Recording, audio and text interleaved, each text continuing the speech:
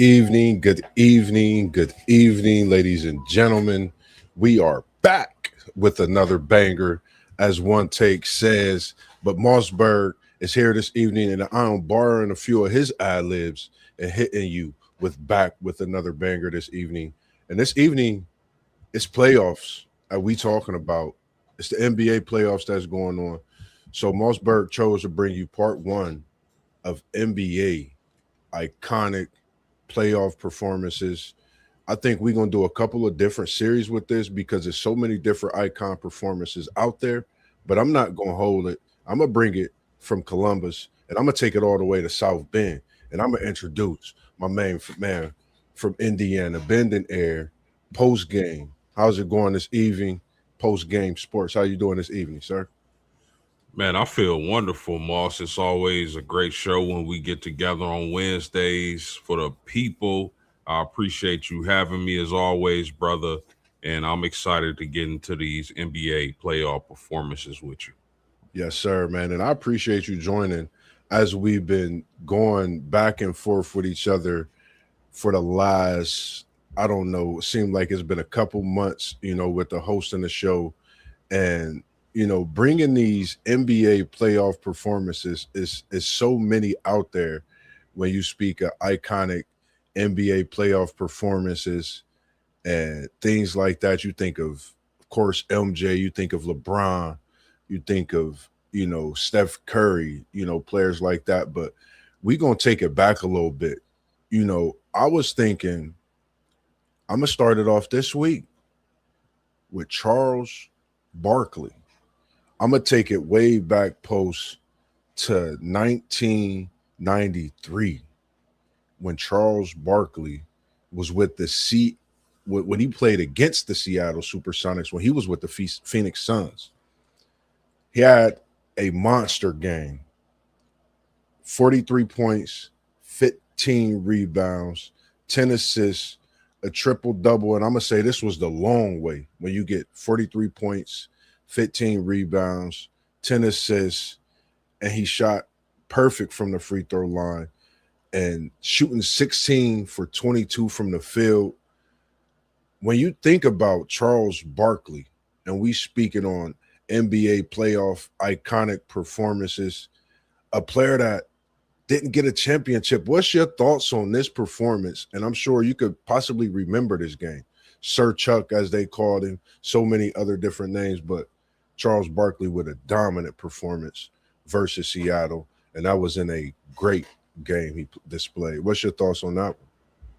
Yeah, that's a great game for you to pick, man. Charles Barkley is one of those guys who I think the younger generation don't know as much as they should know about him being an undersized power forward, 6'4", tough as nails, athletic as heck, coming from Auburn, coming from that South.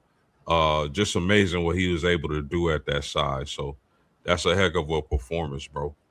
Definitely, man. And for me, man, when you think of Charles Barkley, you know, he was battling so many people. And when I watched that game, it was like for him to be 93. When Chuck came in, he was really, some people looked at his size like he was bigger than everybody else. But in 93, Chuck seemed like he was a little smaller. But he dropped the 43, 15, 10, triple dub in a playoff game against the Seattle Supersonics. Sean Kemp, Gary Payton, Detlef Schrempf, a heck of a team he played against in that outing. And what we doing this week is not only thinking about what MossBurgh's playoff performances are, we passing it the post, and we appreciate you with your iconic performance thoughts as well, and all the things you do when you tune in and you here with me on this show. What was one of the performances that you had to bring to the people? Yeah, of course, bro. One of my favorite childhood memories of the NBA has to be Reggie Miller. Is in Miller time, bro. Game 1, 1995, Eastern Conference semifinals, 8 points in 8.9 seconds to secure the victory against the New York Knickerbockers. Ooh. Reggie Miller. Yes, that's one of my favorite performances. One of the best playoff performances I saw. Definitely had me going crazy as a child watching that moment.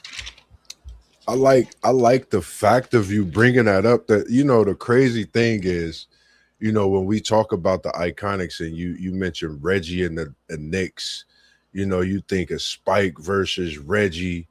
It was so many performances. The choke, as we see Halliburton do it. You've seen that come back this, last season, and it makes me think of those things, and I think that's probably one of the top, most iconic performances. You're talking about one of the greatest shooters in NBA history, Reggie Miller. I mean, you could go on and on. I have a buddy of mine named James Hazelwood.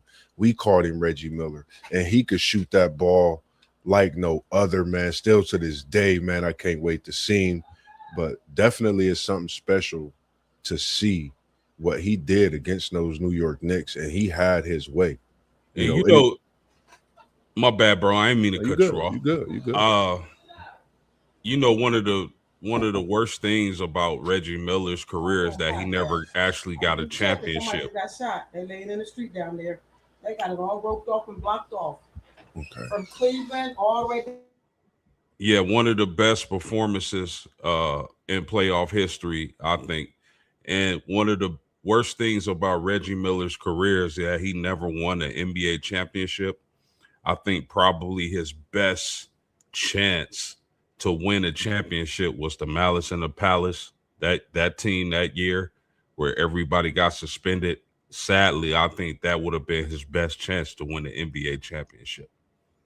I totally agree, man. And when you speak about that, I was just watching the other day, man. Shout out to Steven Jackson, Matt Barnes, all the smoke.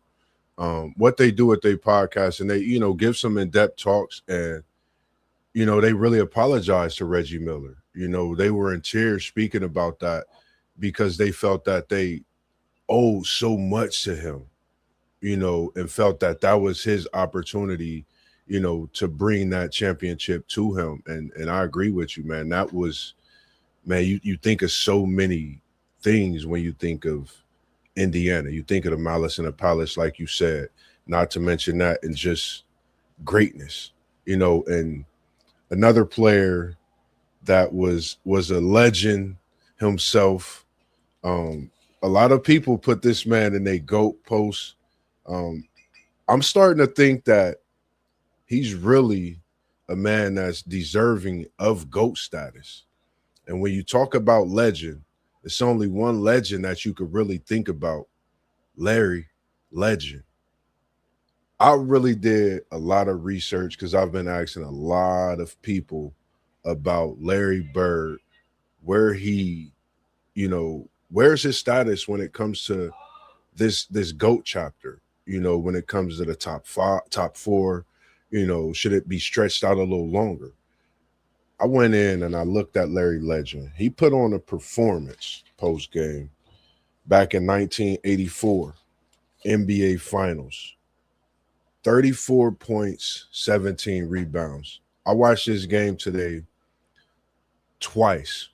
I watched highlights for at least 30 minutes. And when you speak on Larry Legend, you're speaking of a pure shooter, a great defender, which some mistake him for, very physical as well. And for me, seeing Larry Legend put up 34 against Magic Johnson, that Los Angeles Laker team, you think about Larry, you think about Magic, and you think about back when they played against each other in in college, and then to bring it to the pro level, and for Larry Legend to be able to drop a 34, 17 rebound game, to me, I think that was special.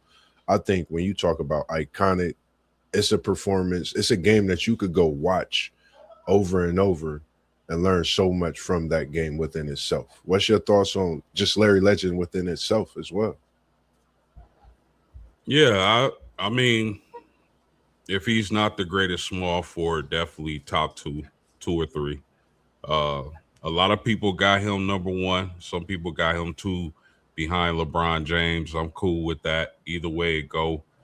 I like Larry, man. His clutch. That dude was clutch. He was fearless, man. And you talk about one of the greatest 3-point shooters of all time, a great rebounder in his own right, and a guy who was tough as nails. A guy along with Magic Johnson who helped save the NBA back in that time. So shout out to Larry Legend, bro. Yes, sir. Yes, sir. I agree. And we gonna pass the mic. We not rapping, but we cooking up, as MossBurgh say here on WTP Sports Dudes. And I'm gonna pass it on over to Post because I know he got something cooking up that he want to talk about on another iconic NBA playoff performance.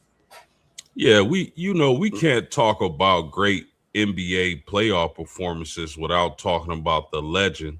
Rest in peace, Kobe Bean Bryant. And I Yes, know a sir. lot of the younger people probably aren't familiar with this performance. But I'm going to take y'all back to May 13th, 2001. Kobe Bryant against the Sacramento Kings.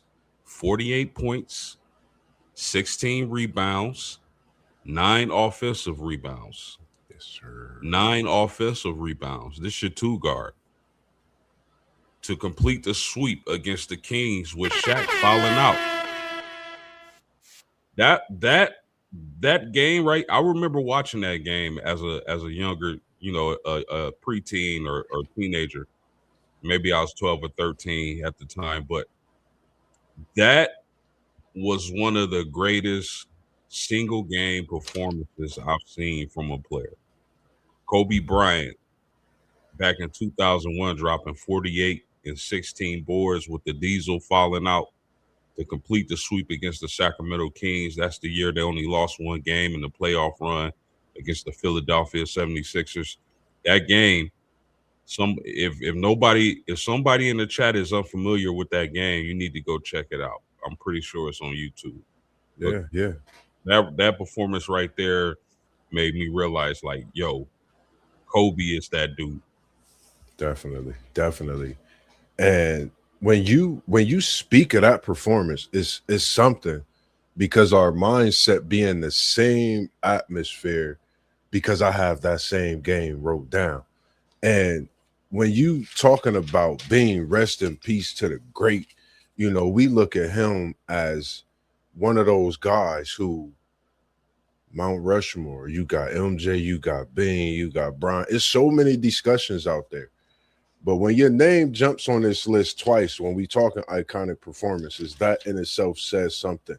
But to double back with that performance, 2002, he came right back in a Western Conference Finals post and dropped another 30. Wasn't 40 this time, but he gave them 30 with 10 rebounds, 7 assists, and 2 steals in a decisive game 7. And if they didn't realize in 01 what Kobe was coming with, he came back in 02. This was during that era where they was on that three-peat. Him and Shaq Fu. That was a name you heard at that time. So, for me, seeing what Kobe was doing, I think he began to elevate his game.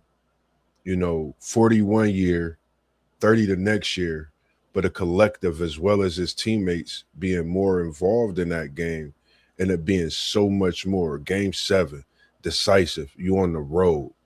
What more can you ask for in a young Kobe, Being rest in peace, man. I just, I got him you see that 24, man. That's Bean, man. That's just the legend he was and still is across the basketball world. So, that was mine.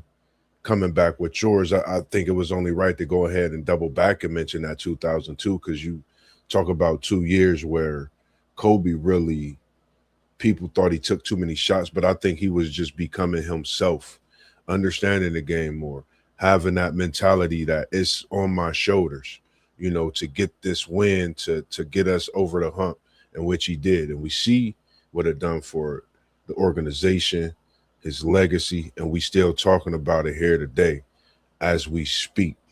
And I'm gonna come right back to you and I'm gonna bring it back to you as we talk. And any thoughts on, those performances as we, respect and being respectively that you could think about and what he brought during his playoff era, I would say. Yeah, I watched all those games live as a young a preteen or teenager, one of the two. I was a diehard, still is a diehard Lakers fan, but back then I could not miss a game. Excuse me, I could not miss a game back then. You talk about Shaq and Kobe, the two best players in the league at the time, in my opinion, Yeah. or as my uncle would say back then, Kobe Bryant was the best player in the league. Shaquille O'Neal was the most dominant player in the league. So when you put those two on the same team, it's not shocking that they got the results they got. And watching Kobe evolve and grow, and it's funny when people used to say back then, "Oh, he shoot too much." I was like, my goodness, he a shooting guard. Yeah. That's what he's supposed to do. That's what he's supposed to do. Put up those shots, Post. I agree. Definitely. But yeah, man, it was just a pleasure watching that team, man. That's when basketball was really basketball. Yes, sir. Yes, sir. Any other performance that you had that you want to talk about? I know we got quite a few. We just gonna go back and forth, converse a little bit, because I think we just getting started for the buildup of some of the performances that we got in the bag for the people. Yeah, I'm gonna take the folks back to 1987, and this is one of my favorite players of all time. Hakeem Olajuwon, 1987 Western Conference semifinals against the Seattle Supersonics. Check these numbers out, Moss. 49 points, 25 rebounds, and 6 blocks. See, they be talking about Jokic like so those numbers, some of those numbers not new to some of us, bro. Yeah. Hakeem Olajuwon was really him. And I wish I had a time machine or something to see him play in this era. Because I know he'd be putting up crazy stats, but to put up those, bro, 49 and 25, That's insane, bro. 6 blocks. Like Hakeem was that dude, bro. They don't know about Hakeem the Dream, man. That's insane. And when you speak of you said 42 points, 25 rebounds, and then you drop 7 blocks on there, folks. 49. 49, my And bad. 25 rebounds. That's crazy, because when you think about what we see today, this was with defense being played, in a time where you had Sampson in the game, you had Moses Malone in the game, you had Dr. J, who was playing the 5 position in the game, Kareem, you had so many greats, Daryl Dawkins playing in these times. And, to be able to do these type of things is something special. I think in today's game, Olajuwon might be a walking 40 to 50, bro. Like, and you talking about a player that elevated his game when the playoffs came. Somebody that just go out and you look at the scoreboard like you do with Tim Duncan. You got a double-double in the third quarter, and you still got a whole fourth quarter left. So it's definitely something special, to be able to speak on Olajuwon. And for those tuning in, if you haven't, done some research, or if you have, definitely go check this game out. Watch the full game. See what we talking about, what we ooh and ahhing about. Because if you put Hakeem Olajuwon at this time, not even in his prime, in the NBA now, he would still get 40 points or 50 points on average. I just think he's really, and I know he's that good. I appreciate. You gotta think about it. He would have so much more room to operate. The game is so much more spread out than what it used to be back in the day. So, I mean, I couldn't imagine the type of points he would score. King could score. He could do it all, but he could really score. It And was a different. shoot. Oh Yeah. my goodness, man! The dream. If people could have seen the dream. Post, I appreciate that one.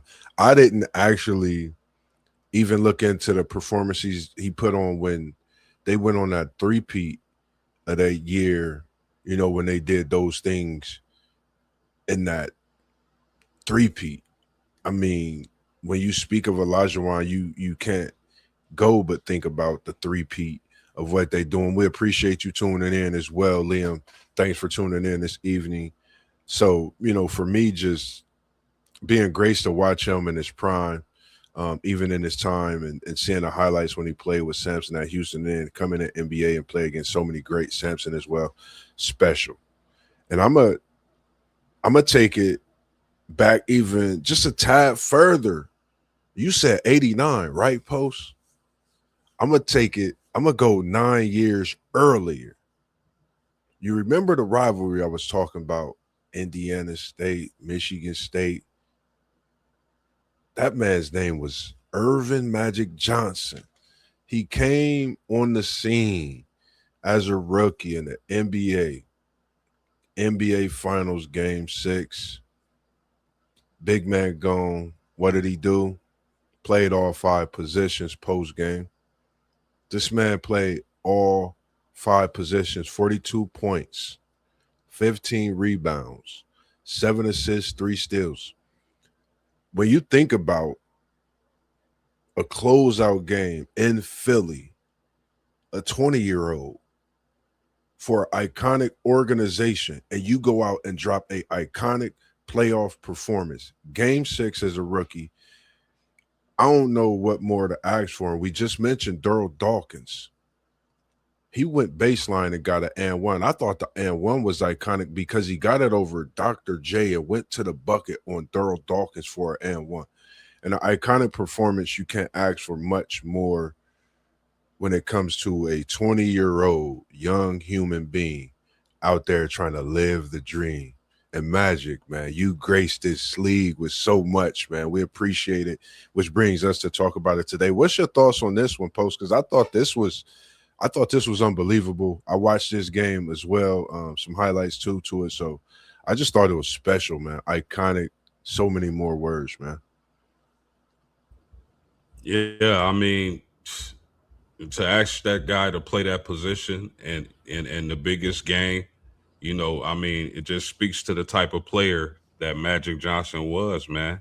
And it's iconic. And if you haven't seen that game, that series, I recommend you take a look. Definitely, man. I agree. And when you said, like you said, go take a look at that series, because that series was going Philly's way.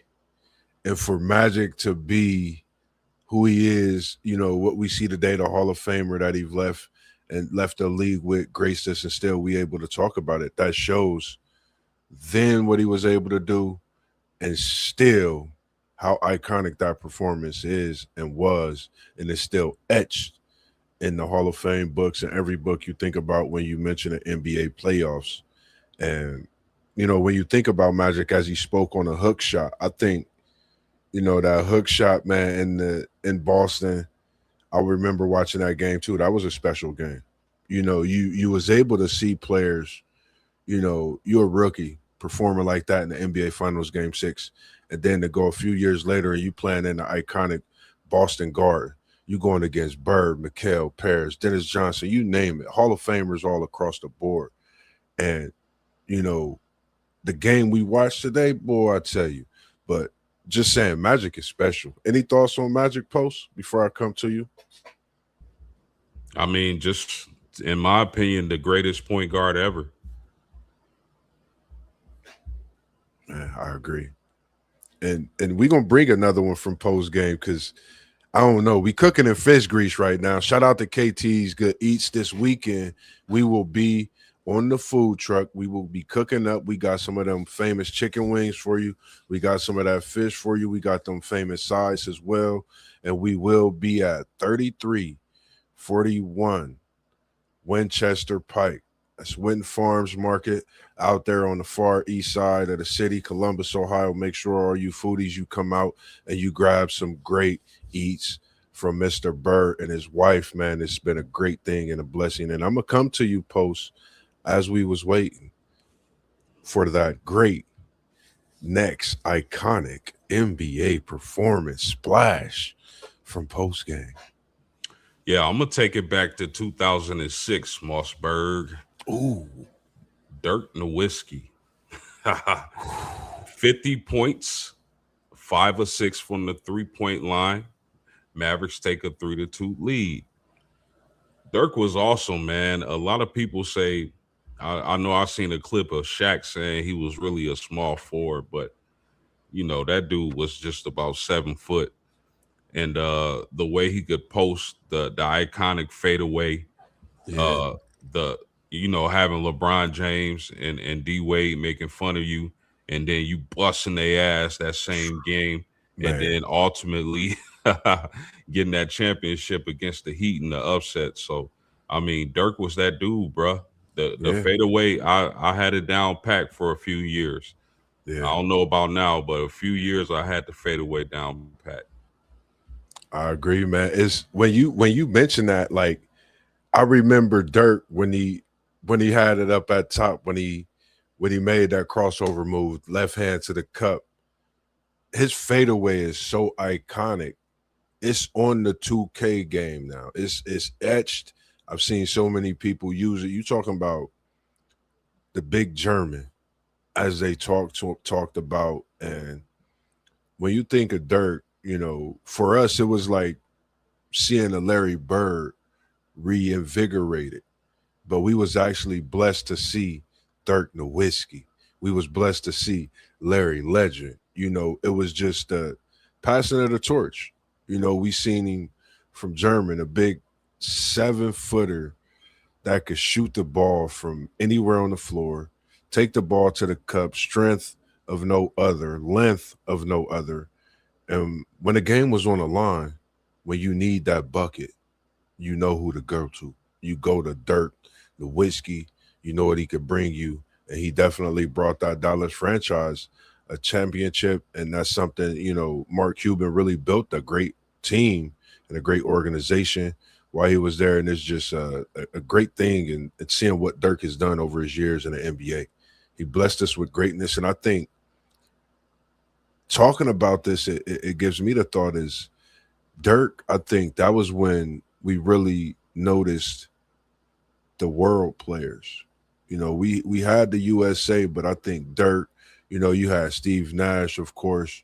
You had you could go across the board, Stojakovic, Vlade Divac. I mean, we had a slew of them, Sabonis. I mean, so many greats. Peja, I don't want to forget Dirk's somebody over there with Dirk that I ain't want to forget about. Berea, the little guy, a few others, but just seeing how they came to the NBA and changed it. Manu Ginobili, thank you, and I appreciate that, Liam. I think it was just special to see, as well as Tony Parker. You think about so many different names when you think of what the NBA has evolved to and what it's become, and some of these iconic performances coming from them. And it's That just, left. man, that lift strength. Man, it's good seeing you in here, Liam, with that basketball knowledge as well. And definitely you can reach out to us, WTPsports.com, for anyone that want to join the show. You could reach out. We could definitely have you on, have some talks for you on your teams respectively, and even join us in the chat on what we talking about and what we have going for the show as well. I think it's on me. I think you passed the mic to me without me even saying it, but just the way we going, man. I appreciate you this evening, Post, and it's been a pleasure having you as we continue to indulge in some of these NBA iconic playoff performances. Oh, always, bro.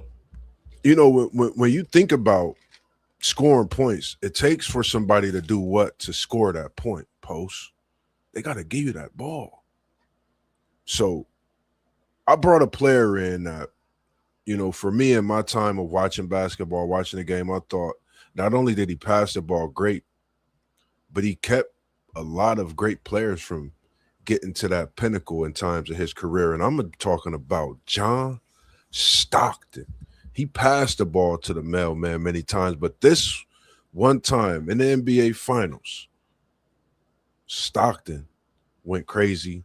Game winner, sent Utah to the NBA Finals. And when you're talking about a city being brought to everything that the organization invested, not just invested in, but what they put into Karl Malone, John Stockton, they built so much of a team in Utah. John Stockton was so emotional after hitting that game winning shot. You're talking about a player that don't shoot the ball rarely, but when you see him shoot the ball, his wrist pops because he could do that. And he had 15 fourth quarter points versus the Rockets. And this was when the Rockets was trying to come back and make another push, before most of their players vowed out. I think they had Pippen, may have had Barkley at that time, but these Houston Rockets did not have what it take for John Stockton in this game winner. Anything you could think about when we mention the name John Stockton, I know we talking about iconic playoff performance when we talk about scoring, but this one stood out to me, because of him being so much of an assist leader throughout his career. That team that they had, Liam, Greg Ostertag, Brian Russell, uh, Mike McKean Moore. I think Mike Moore, McKean Moore's. They had a slew of players on that team. What's your thoughts on Utah post John Stockton? One of the greatest point guards in history. Jerry Sloan was their coach. I listen. I know that John Stockton is a point guard. He was the assist man, but when I was a kid, I always felt like he should shoot more. He should be a little bit more selfish and shoot more. Yes, I know that he had Karl Malone, he had Carr, he had a lot of Hornacek. The players you mentioned, Moss. I know he had some decent players surrounded by him, but man, I always felt like John Stockton should shoot more when I was a kid. Definitely one of the greats. Yeah, man, for sure. And I'm glad you mentioned that because, when you think about John Stockton, you think about the pick and roll. That's still today my favorite play in basketball, man. You could pick a roll, you could pick and pop, but the pick and roll was special because you always open post 24/7, 365. I don't care what nobody say, pick and roll, you open. I can't wait till we link up in Indy for some of that playground ball because we're gonna definitely get that going. But when you think of that, my cousin and I, man, shout out to my cousin Dink, man, we used to do the pick and roll. And John Stockton, if it wasn't for him, watching him do the pick and roll, I would have never even ran the play, thought of the play. So, think of the pick and roll today, the pick and pop, the pick, all of that. Go watch Stockton Malone. I guarantee if you love the pick and pop, you haven't even seen the pick and roll until you watch Stockton to Malone. Something special, something iconic within itself. Just hearing that name and knowing that's what they did over so many years together. And Liam, we appreciate you with all your great comments. He said, remember your point to his shorts and say longer than that. I'm not walking around like that. And I had some high school Stockton shorts at East High School. I bought in. I loved them joints. I said, if the shorts don't make you, you the player that make them shorts. And Stockton was one that reinvented what he did when you wear them shorts, man. We appreciate it as well. And I'm going to come right back to you, Post. As we doing what we do, we passing the torch back and forth. So I'm going to come over from C-Bus. I know we on screen, but I'm going to touch the screen and go ahead and get the South Bend for you. What you talking about now on the iconic side? Hey, like I used to tell my guards when we were playing, throw it here. Whether it's up here or down, throw it here. Right there. I'm going to catch it, I promise. Every time, man. Every time. The playoff performance I want to look at, I got to look at one of the players that helped mold my game coming up, being an undersized post player. I'm going to Tim Duncan, and I'm going 2003 NBA Finals. He messed around and almost got a quadruple double, bro, to end the series. And I'm talking about 21 points, 20 rebounds, 10 assists, and 8 blocks. The dunk truck, Tim Duncan, one of my favorite players to watch. I can watch Duncan all day. I know some people say he was boring. He was the big fundamental. Not to this basketball mind. That's exciting to me. The way that dude would face up and go off glass, that bankroll. Oh my goodness, man. Tim Duncan, what an amazing performance, bro. Man, I remember that game, bro. I was stiffing like this is incredible. every game that we speaking on, please go back, check the footage, watch the film. You'll definitely enjoy, man. When you speak on Tim Duncan, they call him the big fundamental. You talking about a goat, man. Tim Duncan was special. Like Liam said, man, Wake Forest, man, something that, the islands, he came from the islands, man, and blessed these states with something special. You went down to Texas, gave them Twin Towers. You gave them, a big man in Texas. They was used to big things in Texas, but I don't think they was ready for the man from the Virgin Islands, big fundamental, but they were. And they welcomed him with open arms, and he was just a great man, for that organization. I think for me, watching him, the bank shot, that soft pull up, anybody Tim Duncan went against, he double. You very seldomly seen Tim Duncan have a bad game. I mean, just watching what he did was special. Said the West was a beast then too. Spurs, Mavs, Blazers, Kings, Lakers. Sheesh. Hey, Man, Liam, they too wet behind the ears to know about that, my man. the wild, wild West, Liam, as we would have thought it was. And Timmy held his own out there, man. And when you're a big man out west and you doing what Timmy did, that was special. And to almost get a quadruple double, closing out like Poe said, what else can we say? It's not much more, but just know Timmy deserve his flowers. We giving you your flowers here as we do to many players as we talk about them and speak on them throughout the year and have. Man, you just took me back. You got me ready to hoop with that one, Post. I'm not even gonna lie to you. So what I'm gonna come to, I think this is so up to date, and I think the reason I'm gonna come to this because I seen the comment early. They talked about him, and we gonna talk about him because he is king. We know how y'all feel about all the iconic games when it come to LeBron James. So for me, the one iconic game I'm gonna talk about, and it's more because of the reason I have it as an iconic game. Post, bear with me on this one. They in the process of sweeping the Houston Rockets. LeBron is playing without two superstars. One of them I see as a Hall of Famer right now in his career. One who could really be the MVP. I mean, so many things. And we talking about Luka. We talking about AR-15. In this case, LeBron James did his thing against the Houston Rockets. They were down 6 with 30 left, overtime, 29 points, 13 rebounds, 6 assists, 3 steals, and a block. Now, the reason it's so iconic, Post, this elevates King James, LeBron James, as they call him, 187th career playoff victory. Have anyone or would anyone have thought that he would have more playoff victories himself than a franchise?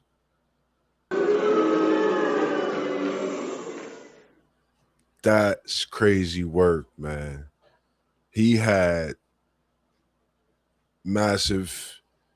I mean, it's just for me. I just thought it was an iconic one for the feat of winning 187, having more career playoff wins than the Bulls' whole organization. That's crazy work. And I definitely have some of those other playoff performances of his in this chat as well. What's your thoughts when we talk about this and we got LeBron's playoff performances iconic?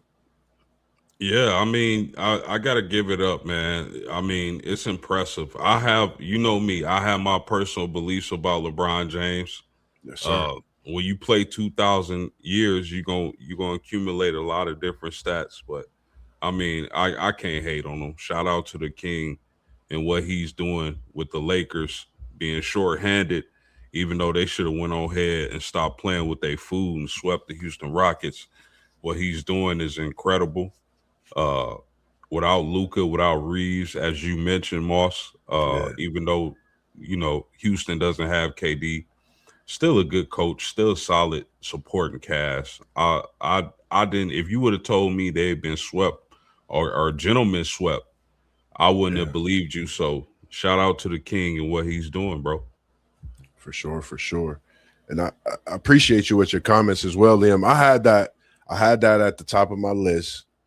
Definitely, definitely. I watched that game so many times. One time I took like a half hour because they didn't even have it available. You had to, I think, pay for that game one time, and that's that 2007 Eastern Conference 48 P's points is what I'm talking about against those Detroit Pistons.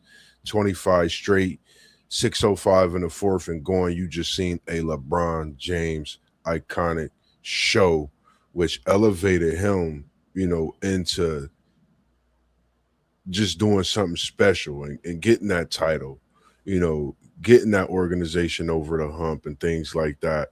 And the throne in a Pistons team, and they had a dynasty going at that time. So, any thoughts when we talk about, just that performance, that game with the Detroit Pistons post? Yeah, that's the game that I thought you were going to bring up, but uh the other game is valid as well. But yeah, that was LeBron James, his coming out party. I do have to say I don't think Detroit was the same team they had been in the past few years. I think they were getting up there in age. I don't think Ben Wallace was the force that he used to be. I don't even was Ben Wallace even on that team? He Is was, didn't he leave the year before? I'm not sure, I want to say he but was on the team. He didn't play as much. he And like you wasn't. said, he was going out and hurt that year. Yeah, he wasn't the same Big Ben, and uh, LeBron at that point in his career, if you didn't have a rim protector, he gonna eat. Yep. So I mean, that was probably I would have to say outside of matchups with the Warriors, that was my favorite LeBron James performance ever. Yeah. And I wanted like, and it was just respecting the like. I don't like for me it'd be the 187 career victory. I had that's an iconic feat. It's tough to not, but that 2007 that was the one. I have it in the middle of my page. I could remember almost possession of possession. What he's going to do bucket for bucket when he went behind his back, getting a pull up on Chauncey for the three, going to the cup, throwing it down, Max Shields staring. I mean, just the fillet, as they call it. LeBron James just did that. That game itself was special. And I'm gonna bring it right back to you because you've been hitting me with some of these wonderful, great, iconic performances, and you talked about someone special. So I'm waiting for this one. It's on you, Post. Talk to the people. Liam, that was my very first one. Ooh, That game right there, that was just awesome, man. But I'm gonna take it back to 2002 and MossBurgh. The truth shall set you free. And we talking ooh. about Paul Pierce, 2002 versus the Nets. 19 of his 28 points came in the fourth quarter to overcome a 21-point deficit. Gotta love Paul Pierce, man. I think a lot of people don't bring him up as much as he needs to be brought up. He was such a great scorer back in the day, man. Just Talk really an about it. elite player, one of the better small forwards I've seen in my day. When Bro, you Yeah, eliminating a 21-point deficit and scoring 19 in a fourth? Crazy work. crazy work, man. Crazy work. They call him the truth, right? You said the truth will set you free. If you think about Paul Pierce, you know, he set a lot of people free. They met the truth. They got a dose of the truth. He set them free and let their wings be free. And they, did great things in their career. I just had to get that in there because when you mentioned Paul Pierce, you're talking about a Kansas product that was special. When he came to the NBA, we knew what he could do.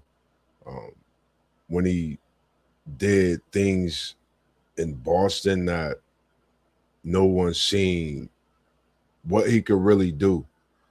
but he have one of the, I think still today, one of the toughest pull-ups, one of the coldest nicknames in NBA history. His name is iconic, the truth. So when you talk about Paul Pierce, when you say the truth, they like, you went against the truth. They're like, what?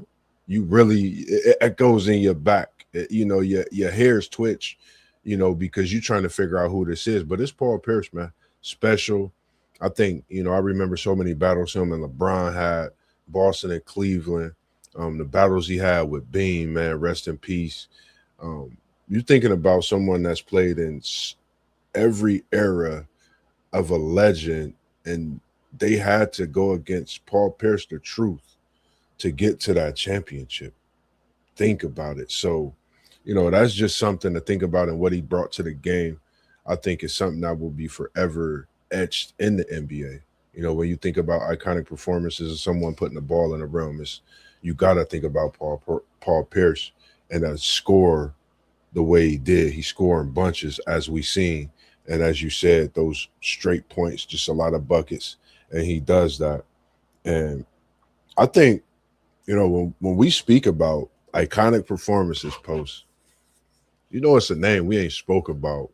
We hear 46 minutes and counting into this NBA playoff iconic performance.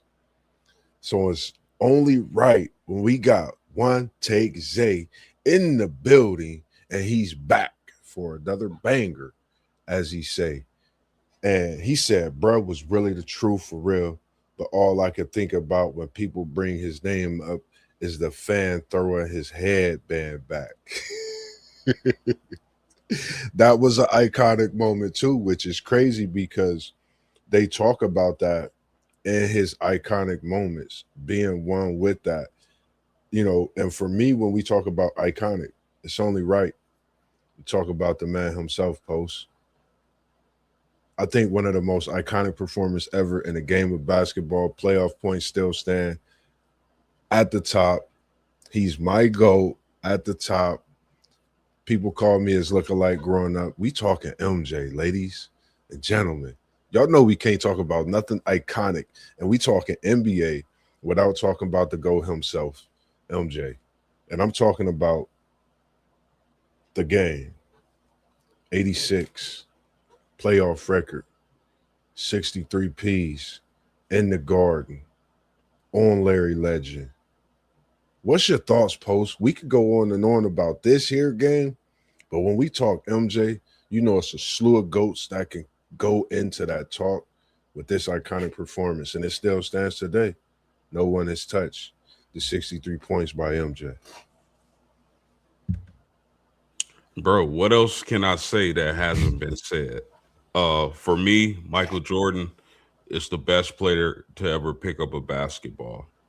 6'6", leap into the moon. They called him Air Jordan. They didn't call him that for no reason. Huge hands, a great defender, 9-time first team all defense. Can mix you up, take you down low, mid range. You know how I like to say it: low post, mid post, high post. Mike did it all. He can dunk on you. He was dunking on 7-footers back then. Yeah. You know what I mean? He was dunking on 7-footers. My favorite play was when he was on the baseline. I think Starks was guarding him. And then he drove. Ewan came to help, and he went back around. Then he spent back and dunked on Ewan. That was tough right there. Double nickel. But yeah, bro, there's nothing else to say. I think people are crazy when they say, and in respect to Brian, but I think people are crazy when they say he's better than Jordan. Anytime I hear somebody say that, I say, you must not know nothing about basketball. That's just me. I think MJ is the GOAT, the black cat, Air Jordan. That dude was 6'6", running a 4.3. And they wonder why he like Ferraris. He giving you Ferrari speed while he's out on the court doing his deeds. I think, for me, when you think of iconic performances, playoffs, you spoke on the double nickel in the Garden. I mean, it's playoff performance after playoff performance, when you talk about Mike, it's one after another. I even have that shot. You think about the shot as they call it. And that's another series where he just dominated and did things, had fans going home, tears drowning from their faces. I mean, it's like you said, Post, what can we say that no one hasn't said when it comes to the GOAT, MJ? And I'm gonna stop what I'm saying and I'm gonna pass the mic to you because I know you got another great one and we could tap into that as we continue to what we do best this evening. Yeah. So the guy I'm gonna bring up for all-time great playoff performances is a guy. A lot of people argue that when you talk about LeBron James and this being his era recently, some people think it was actually Steph Curry's era. But I Sir. want to pull up. I want to pull up one performance, bro, and that was 2023. Yes, sir, Zay. 2023 against the Kings in the first round, Game 7, 50 burger, which I believe is still a record for a Game 7. 50 burger to clinch the series in a Game 7. All time great playoff performance, bro.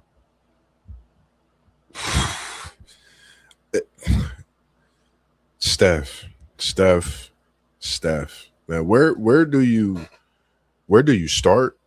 Where do you stop? You're talking about not only he's changed the game, but like you said, he's calling, a lot of people's thoughts and bringing him into this GOAT talk, and he's there to stay. You're talking about a player that's literally changed the game when he's in the playoffs. As you know, a few weeks ago, I spoke on it. I would love to see him make a run. I think we still going to see a run from Curry in the playoffs before his time is up. And for him to drop this 50 burger, as you called it, I think it was special because a lot of people always think Steph Curry is going to shoot the three ball. In this game, he was getting to the bucket. He was getting to the free throw line, but when he hit his threes, most of them was mic'd up nets, as we call them, nothing but the bottom.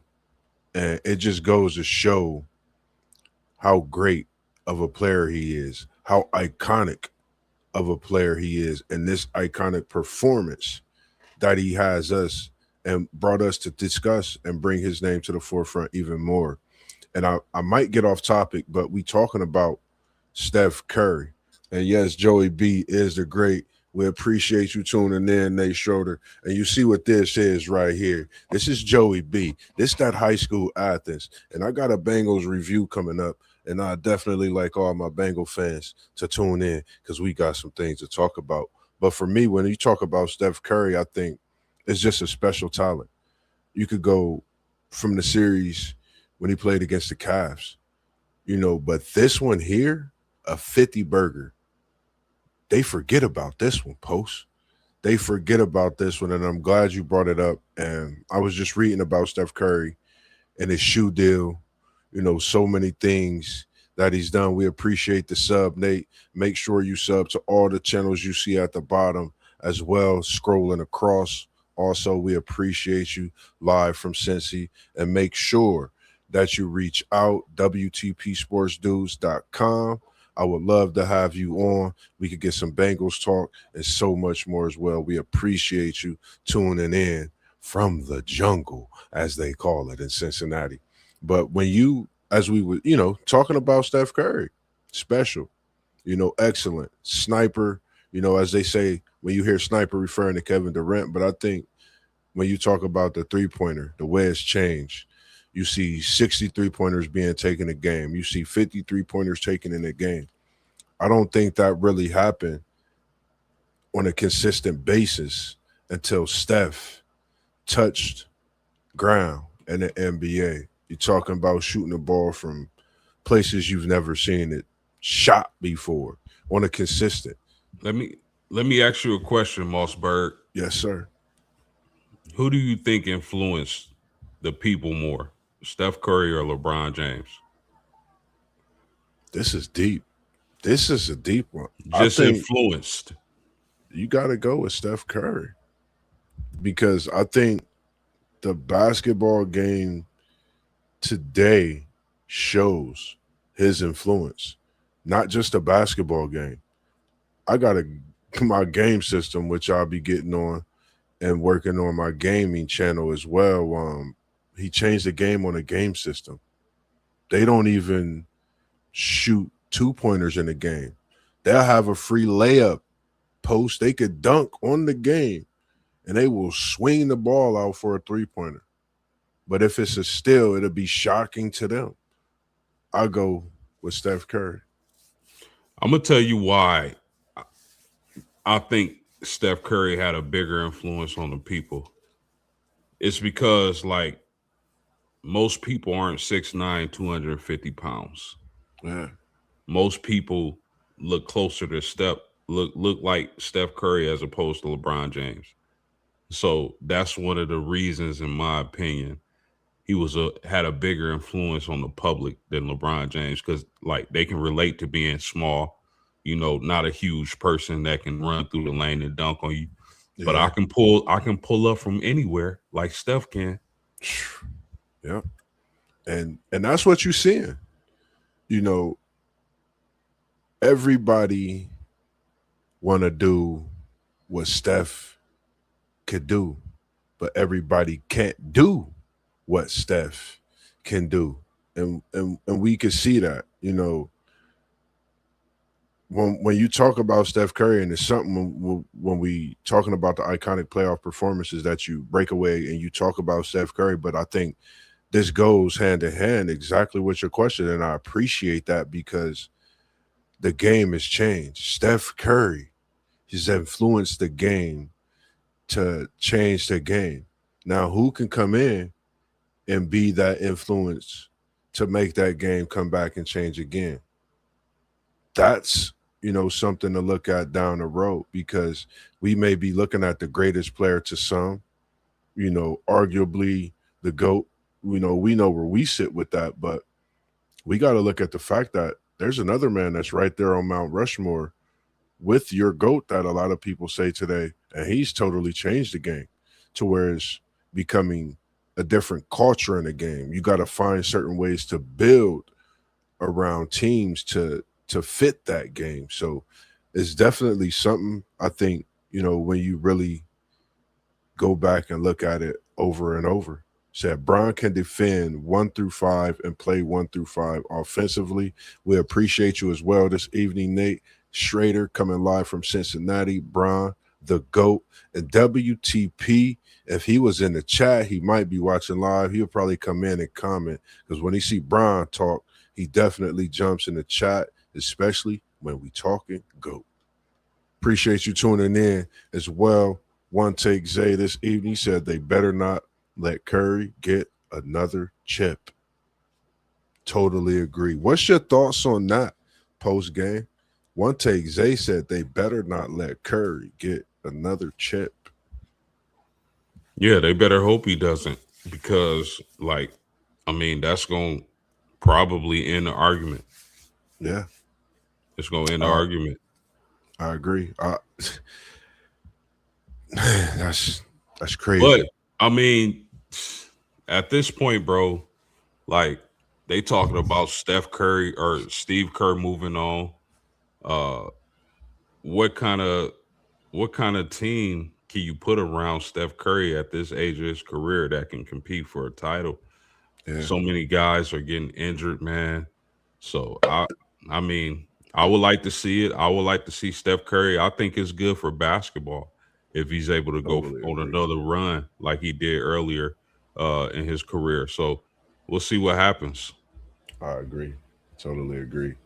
And we appreciate everyone tuning in this evening, man, with the first part 1 series and iconic NBA performance. We appreciate you, Brother Blondie. Jimmy Jam in the building with us. Our encyclopedia, almanac, our treasure book for all the great stories of things that we may not have came across, but when I say encyclopedia, more knowledge than a book itself. He said if Jimmy can come back healthy, him, Porzingis, and Curry can get it done. I agree. I think that's something special. I The, just want to make sure. Go ahead, Post. yeah, potentially. The only problem I have with those three players you named, they've been banged up like lately. Like they can't stay healthy lately. If they can stay healthy, I'm with you. Totally agree. That was my whole thing on it too. As long as they can stay healthy, because I think Jimmy was, he's playing pretty good before the injury, and that was my thoughts. During that time of them being good, would he stay healthy? Great, great guy, man. I can remember playing with him on 2K, actually, and getting a career high and 60 plus points with him in the game. So I know it's possible. And like you said, if they could be healthy, I think they definitely could be a scary team in that West, not knowing what type of things could happen in the offseason for teams. I mean, it's assuming they put some more pieces around those three players. I mean, of course.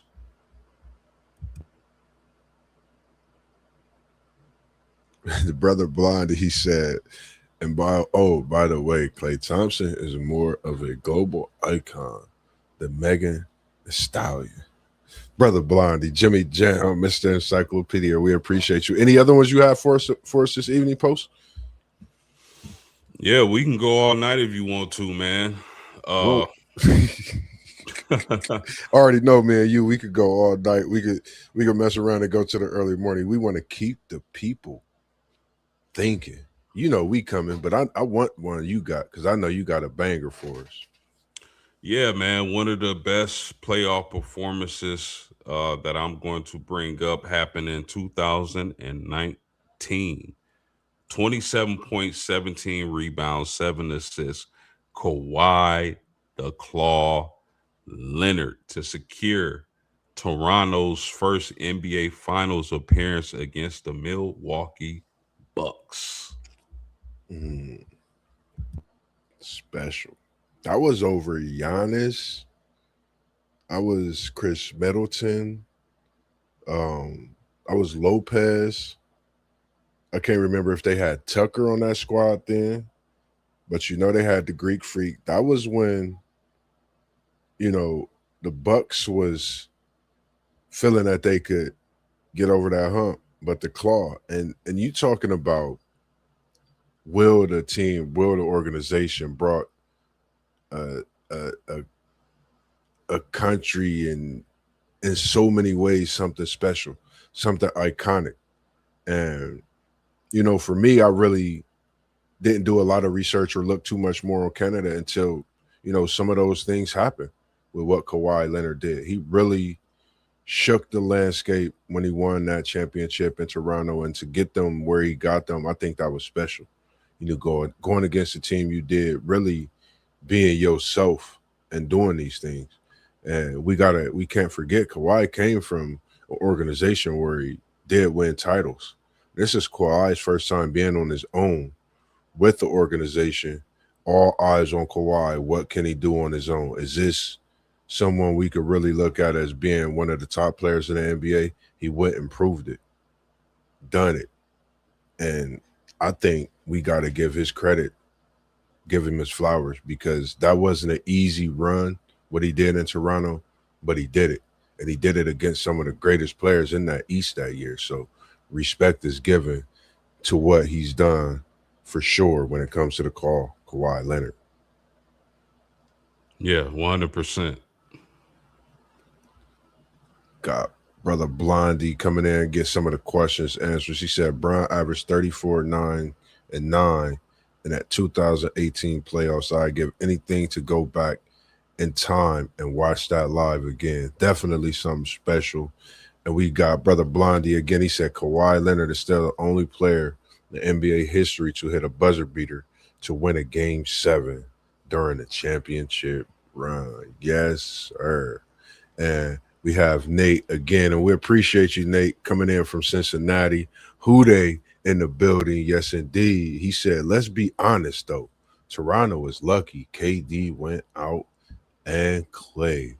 Man, special because man, I think that's the series to where, for me, I would have loved to see Kevin Durant healthy because when they matched up against each other, it was like you was really seeing him and Kawhi really, go at it against each other in that series, before that did happen. But man, that could be left for a what if. You should go back, check out our What If Wednesday segment that I had started towards the end of March. Mr. Nate started a What If Wednesday and finished up with part 5. We're going to definitely come back to that, and I'm definitely going to keep you in mind when we speak on that as well. He said, but he definitely deserved the flowers. I agree. He said, no doubt. I was hyped to see the matchup, best defender versus best scorer. I totally agree. For me, Post, I kind of didn't want to get at people too many iconic performances, but I think we did a great job leaving them with so many to think about that we got left. I mean, it's so many different iconic performances we still got to talk about when it comes to MJ, when it comes to LeBron, when it comes to Magic, when it comes to Larry Legend. It's so many people we didn't even talk about. We got Bubble Talk. We got Giannis bringing Milwaukee a champ. I mean, it's so many different iconic performances. If it's someone that you would like for us to talk about bringing a iconic performance to, let us know in the chat, type it in, or you can reach out to us. You see our emails or add us in the comments as well. And you can check us out, WTPSportsDudes.com. You'll get a bio on us all, and we'll definitely have all the answers for you, try to get you on the show, bring up all those different talks that you would like to hear as well throughout the week. And we got something special coming for you as the rest of the week goes through some different talks. And we got Brother Blondie. He said, what if Bernard King and Patrick Ewing were both healthy at the same time? Brother Blondie, we got part 6 coming because y'all making me come with part 6. But I'm going to save it for y'all. I'm going to save part 6 for y'all for a few weeks. And I'll get to y'all, tell y'all about that here soon. Anything else you got to say to the people, Post, before I take us out here in a few? Yeah, I just want to say thank y'all. We appreciate y'all support. We appreciate y'all tuning in, smashing that like button, subscribing to the channels. It helps us out tremendously. We appreciate y'all. It helps us keep coming with the fire for y'all to listen to. So we appreciate it. Yes, sir. Yes, sir. I see you in here, Nate. You right on top of me, man, with that 2027 Super Bowl champs, though. Take that to the bank, boys. I love you so much more, Nate. We appreciate you tuning in. I would love to have you on my Bengals season review. Once I get that going, we need to talk. We need to send some emails to each other and get some things set up and going. And I know we spoke about some things on the boxing side, Post. I think the last few weeks, and we've been chatting a lot about boxing. So I'm here to tell the people, MossBurgh be working, Post. Next Wednesday, we won't be bringing you part 2, but we bringing you a conversation with MossBurgh featuring Columbus, Ohio legend, Mr. Vonzell Johnson, live from Douglas Rec Center. We're going to get a talk with one of the boxing greats of our city, of our state here, who's doing some special work with Mr. Linnell Walton as he's preparing himself for these nationals, man. And we just want to thank him. I'm going to give him his flowers as I do when I see him, but I'm going to give him here live, man. We appreciate what you do, Mr. Vonzell Johnson, and I can't wait to sit down and have that one-on-one conversation with MossBurgh, with yourself. Looking forward to it, man. And I try to bring everything to the people, man. Behind closed doors, we do a lot of work, and it's just a part of what we do, man. Try to bring you guys one-on-ones and so many different things. Outside of that, man, it was just a great show.